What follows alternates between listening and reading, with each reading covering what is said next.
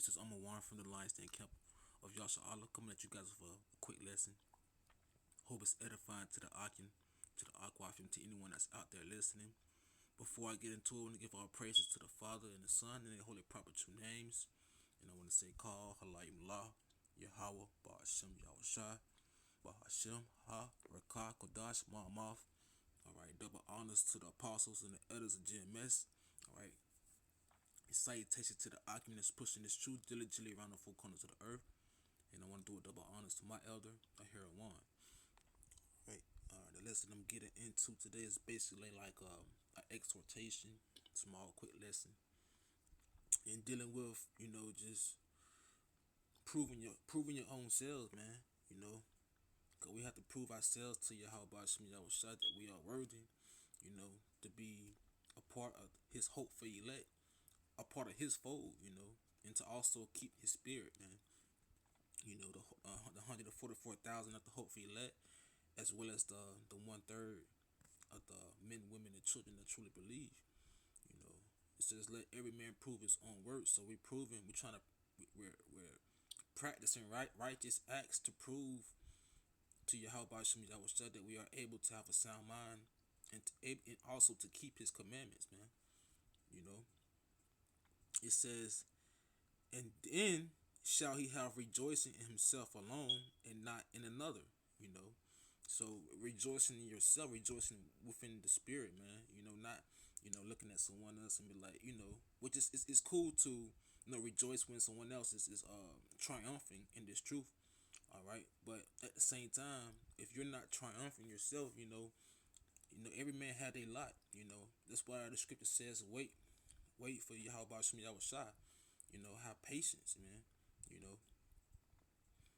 But rejoicing. You know what I'm saying? It says what? It says, "Then shall he have rejoicing in himself alone and not in another." So if you're rejoicing in yourself, man, it's a beautiful thing, man. You can rejoice for everyone else as well. But rejoicing for yourself, man, because you're doing the work in truth and sincerity, man, and seeing the progress as well as seeing the growth. All right, that's a beautiful thing, man. So that means what? Keep going, keep striving. Scripture says, strive unto the truth unto death, and the Lord shall fight for thee. All right, so fight for him, fight that good fight. It says for every man shall bear his own burden. Let him that is taught in the word communicate unto him that teacheth in all good things. It says, let him that is taught in the world, it's like in the word, communicate unto the teacher. All right. Man. So we have to be, clear. Pretty much edifying our people, giving them charity, man, edifying them, building them up, and also being ready to answer. So like ready to give answer, man. Being in season and out of season, man. Let me get that scripture. All right, this is 2 Timothy chapter 2, verse 4. Shalaki, this is 2 Timothy chapter 4, verse 2. It says, "Preach the word, be instant and in season, out of season, reprove, rebuke, exhort with all long suffering and doctrine." Man, it says, preach the word in season and out of season, reproving, rebuking, exhorting with all long suffering. So reproving the people, giving them edification, clarity, rebuking them. Because what the scripture says in 58:1, Isaiah 58:1, it says, "Cry loud, lift up thy voice like a trumpet, and show my people their transgressions," man. So we're supposed to be rebuking the people when they're doing wickedly, man, and reproving them so they can, be edified, man, to be grafted back in through the spirit of Yahweh Shem Yahushua. It says exhort with all long suffering and doctrine. So that word exhort means what? To motivate or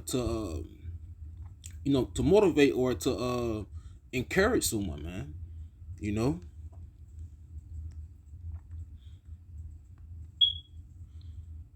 So it says, let him that is taught in the world communicate unto him that teacheth in all good things. Man. So we have to, show forth this good work, all right, that we could prove to Yahweh Shem Yahushua, man. All right, because it's a good thing in the end when we are fulfilled by doing, when we are fulfilled with the Spirit, It's gonna be a pleasant thing in the sight of the Lord when he sees his men that's continually doing the work, man, through all trials and tribulations, man. You know, not folding. Con. Verse 7, it says, be not deceived.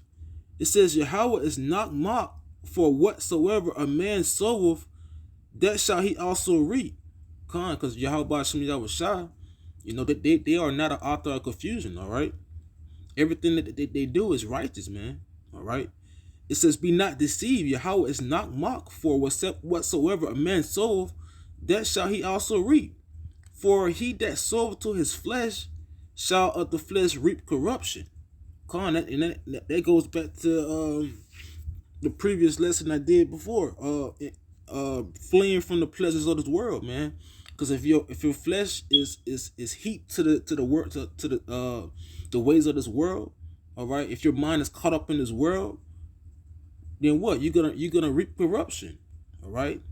But if you sow into the spirit, all right, because what the scripture says, it says the flesh is weak, but the spirit is willing. So if you sow to the spirit, all right, it says to the spirit shall the spirit reap life everlasting, man. So it says what? The flesh is against the spirit and the spirit against the flesh.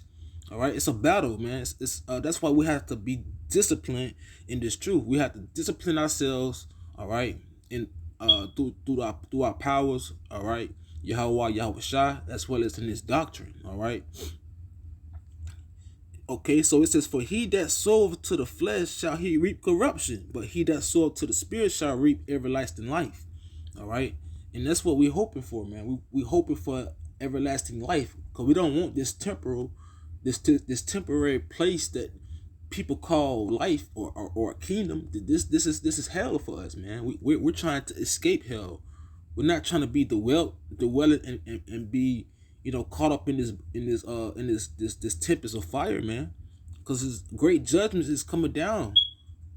All right, from the Shemaims, man, from the heavens. All right, it says, and let us be not weary in well doing. Con. So this says what? Strive to the tooth and to death. So be not weary in well doing. All right, fight that good fight, man. Keep going. You know, a man gonna fall multiple times. It says what the scripture says. It says a righteous man falls 7 times, but he get back up. All right, you got to keep going, man.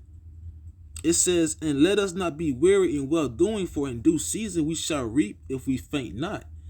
As we have therefore opportunity in liberty, you know, the opportunity, you know, to do this work. It says, let us do good unto all men. All right, especially unto them who are of the household of faith, man. You know, so we have to continue to fight, man. Continue to endure. It says, endure unto the end, and ye shall be saved. All right, so hey, this battle is tough, man. Keep going. All right, learn how to be circumspect. Learn how to watch. Learn how to be grounded. Learn to have integrity in being assertive, man. All right. Learn not to be a yes man. Learn not to be a part of this world, man. All right, because Yahweh Shem Yahweh Shai called us to be holy, to be set apart. This is Hebrews 12:12. It says, wherefore, seeing we also are compassed about with so great a cloud of witnesses, it says, let us lay aside every weight. All right, anything that's putting pressure on you. All right, or anything that's got your mind boggled, you know, or clouded, you know, or keeping you from doing what your calling is, or keeping you from doing anything. All right, it said, let us lay aside every weight and the sin which do so easily beset us, and let us turn, and let us run with patience unto the face. Let me read it again. All right, this is Hebrews 12:1, 12 and 12. Shit. 12:1, it says, wherefore, seeing we also are compassed about with so great a cloud of witnesses, let us lay aside every weight and the sin which do so easily beset us, And let us run with patience unto the race that is set before us, looking unto Yahushua, the author and the finisher of our faith, who for the joy that was set before him endured the cross. All right, so the same way that how Yahushua, our big brother, endured the cross. All right, the same way we should be following in his footsteps, man. Overcoming this world, man. You know, enduring our cross, man. You know, enduring the afflictions, man. Enduring everything that Yahushua had done to him, and we got to take upon the cross as well, man.